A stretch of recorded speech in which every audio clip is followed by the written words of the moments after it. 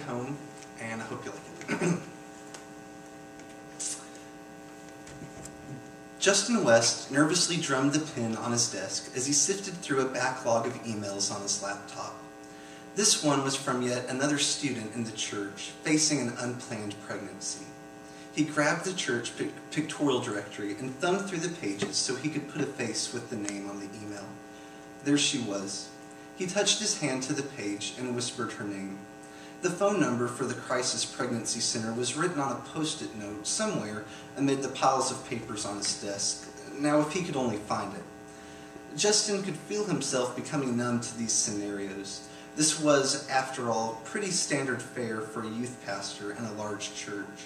For him it was another day at work, but somewhere a scared 16-year-old girl's world was coming undone. The weight of everyone else's problems had depleted Justin of the strength he needed to face his own.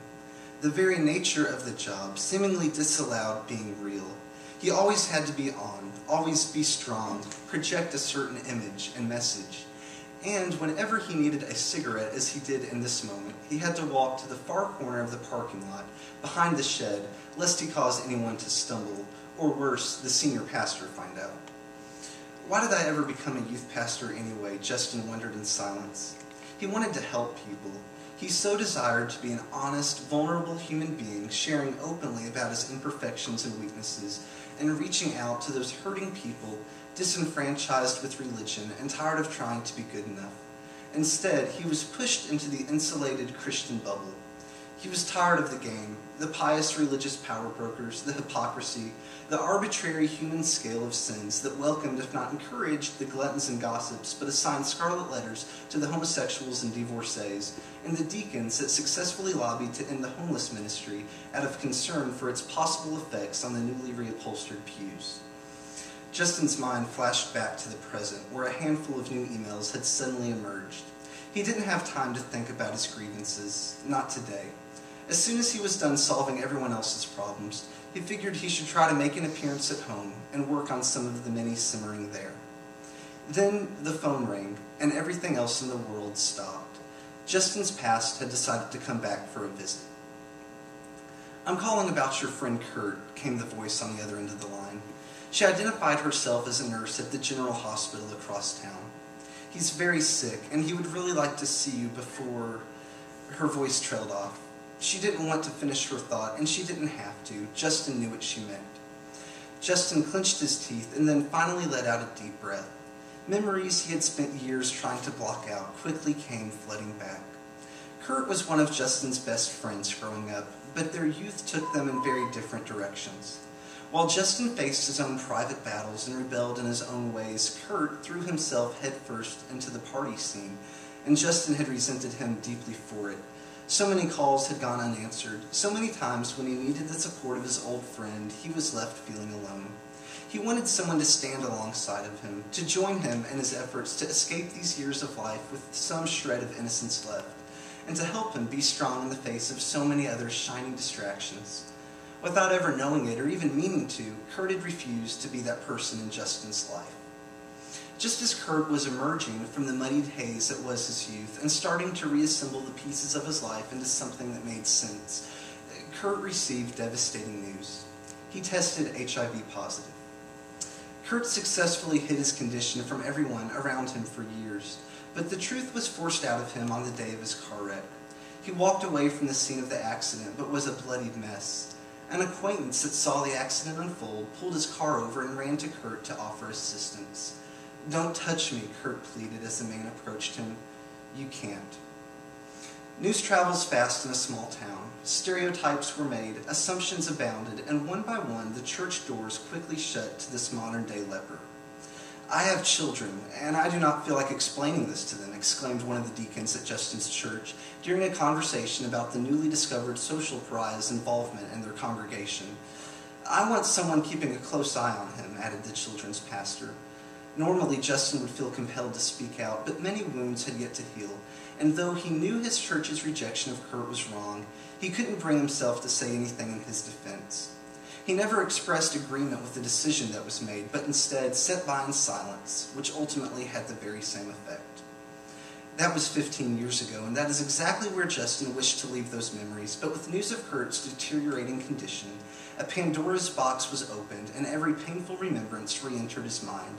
The ways that Kurt had betrayed him, and worse, the ways he had betrayed Kurt, were thrown back in his face. Justin didn't know if he could revisit that world. "Sir, are you still there?" asked the voice on the phone. Yes, I'm sorry," said Justin, his mind shifting back to reality. "I'll be glad to come see him soon." "I'd hurry," said the nurse, and with that, she hung up the phone. Justin let out another deep breath, and then he cried.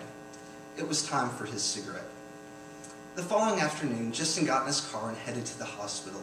Upon arriving there, he said his first prayer in a long time that was not spoken while standing behind a microphone. He gripped the steering wheel of his car and looked to the sky, searching for words. "God, you see the real broken person behind this mask I wear. I am not good, I am not strong or pure, but you are. I can't pretend right now. I don't have words to offer. I am hurting, but I need to bring something sacred, something of worth to a person who is hurting so much more. Help me." And then he got out of his car and walked in, repeating the last words of his prayer under his breath the whole time. As he saw that he was getting closer to Kurt's room, Justin's footsteps became slower and softer, and his heart began to beat louder and faster. What would he say? His mind had gone totally blank.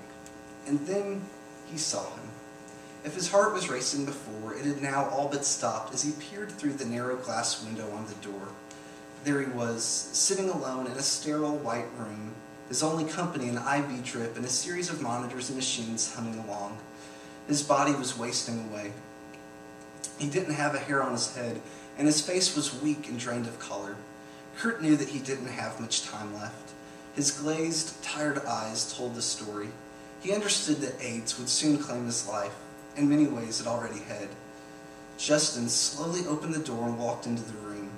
Suddenly, emerging from his comatose state and aware of his surroundings again, Kurt turned to look towards the door, and their eyes met. Justin ran to the bed and clasped Kurt's frail hand in his. "I'm here," he whispered. Kurt began to sob. Justin turned toward the nurse that had just entered the room with a look of concern. She gave a knowing half-smile. "You're okay," she said. "It's just that this is the first time that anyone that didn't work here has touched him." The realization of Kurt's loneliness and isolation broke Justin's heart wide open. He buried his head in the side of the bed, crying alongside his friend. "I'm sorry," began Justin, wiping away tears. "I'm sorry for the things they said, for the way they hurt you, for the way I hurt you. We walked away when you needed us the most. When you needed love, we only offered judgment. You were never meant to walk this road alone. I'm here now, and I'll walk with you." Kurt strained to speak. Slowly, the words came out in a hoarse whisper. "Where am I going?" Kurt asked, managing a feeble grin. Justin gazed out the open window of the hospital room as the sunlight streamed in on this warm September day. He looked back at Kurt and returned the smile. "Home," he said. "I'm scared," said Kurt through labored breaths. Justin looked his friend in the eye and once again took his hand. "Kurt, if only you could see the roads I've snuck down, the shame I've known, the dark places I hid. I threw stones pretending that my mistakes were somehow lesser than yours, but now I see that we're just the same, imperfect people in need of grace.